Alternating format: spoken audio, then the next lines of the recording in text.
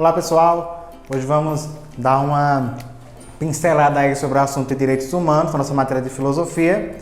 E basicamente, quando a gente fala em direitos humanos, a gente pensa logo em um conjunto de leis, em um conjunto de regras, e aqui no Brasil é muito comum às vezes pensar, inclusive, em uma pessoa, em um grupo específico. Porém, esse pensamento é um tanto quanto errado. Já quando a gente fala em direitos humanos, a gente na verdade está falando de direitos básicos inerentes a todo ser humano.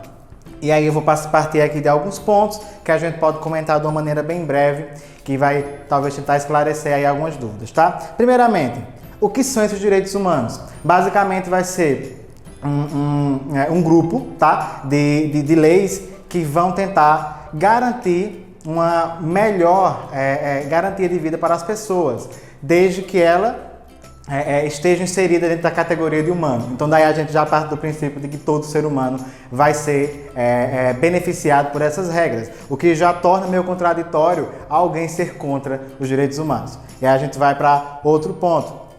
Os direitos humanos é uma pessoa? Não. Os direitos humanos, na verdade, vai ser então esse conjunto, de leis que vai garantir essas melhorias de vida. Obviamente que vai haver sim grupos específicos que vão representar e garantir que essas leis estejam sendo praticadas, tá certo?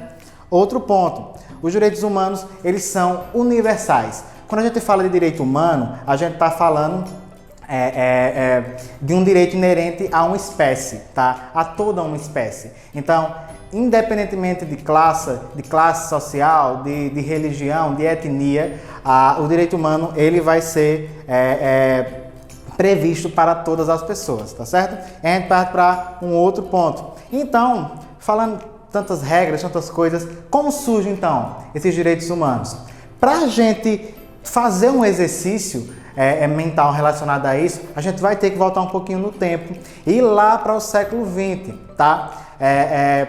Um século muito complicado e cheio de grandes acontecimentos que impactaram a nossa vida hoje em dia. O primeiro deles a gente pode tratar da Primeira Guerra Mundial, onde vai haver muitas mortes e vai impactar toda a Europa de uma maneira muito grande, fazendo com que aqueles países ligados àquela Primeira Guerra criassem o que ficou conhecido como a Liga das Nações. Liga essa que seria basicamente uma organização dessas nações para tentar evitar uma nova crise, uma nova guerra, que traria novas mortes. Então, partindo desse pressuposto. Porém, como todo mundo sabe, a Liga das Nações ela não foi bem sucedida. E a gente, com a diferença de um tempo muito curto, a gente vai ter a Segunda Guerra Mundial estourando novamente, como uma consequência quase que direta da primeira. E dessa vez com proporções muito maiores, do qual até o nosso Brasil acabou entrando aí também. Então o que acontece? Quando acontece a Segunda Guerra Mundial e ela vai acabar ali em 1945, a gente vai ter novamente a Europa devastada, milhões de mortes aí, na conta dessa guerra. E novamente vem aquele sentimento da prevenção, tá? E aí, que em 1948 a gente vai ter uma nova organização sendo fundada, aquela que vocês conhecem como a ONU, tá? A Organização das Nações Unidas, tá? Que tentando aí resolver muitos dos erros diplomáticos que houve na anterior Liga das Nações, dessa vez ela vem com códigos, tá? A serem seguidos pelos países que fizessem parte então dessa organização. E partindo disso, então a gente tem sendo apresentado o que ficou conhecido como a Declaração Universal dos Direitos Humanos, trazendo ali, tá, 30 artigos, sendo que cada um deles garantiria os direitos básicos a toda pessoa humana, a toda espécie, tá, humana. Então, a partir desse momento é que a gente vê essa preocupação, tá? Ser organizada. Os países que fazem parte dessa organização, por decreto, eles tendem a seguir essa linha de pensamento e seguir todos esses decretos. Eu separei aqui os 3 primeiros artigos para comentar bem brevemente, tá? Artigo número 1, ele vem falar e tratar da liberdade e da igualdade entre os seres humanos e a fraternidade. A gente vê que dentro desse artigo, a gente encontra o ideal da Revolução Francesa, por exemplo, que foi uma revolução que aconteceu no século XVIII e que, por ideais de uma corrente filosófica chamada Iluminismo, na época, tá? Tô falando ali de 3 séculos atrás, já trouxe essa preocupação, tá, com o ser humano. Então a gente vê que essa preocupação, ela não é uma coisa recente, ela sempre existiu, mas ela é sempre muito mais explorada, infelizmente. Então, no primeiro artigo, a gente já reconhece a influência por trás desses direitos humanos. No segundo artigo, se você parar para ler, você vai ler que ele tenta deixar bem claro que todo mundo tem direito, tá, a esses direitos. Faz parte, é uma questão de espécie. Então, se você está inserido a essa classe humana, você vai estar tendo esse direito garantido. E, novamente, eu reforço.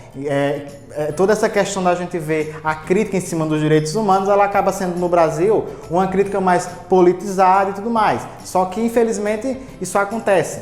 Mas não deveria, por conta que até a pessoa que critica, ela também exerce da liberdade, ela também exerce do direito garantido também a ela por esses direitos humanos, tá? Então a gente tem o terceiro ponto, o terceiro artigo, que ele vem dizer que basicamente todo mundo tem direito à vida, à liberdade e à segurança, tá? Aqui no nosso país, a gente tem o direito à vida, obviamente, a gente tem o direito à liberdade e a gente tem o direito à segurança. Segurança essa, no caso da gente, garantida a gente pelo Estado, né? A nossa construção de Estado nos garante isso. E aí você pode dizer, professor, mas a gente sabe que não é bem assim. Na teoria é. E aí, a prática, a gente tem a liberdade garantida de criticar esse Estado se ele está, então, colocando em prática ou não esses deveres que a eles são atribuídos.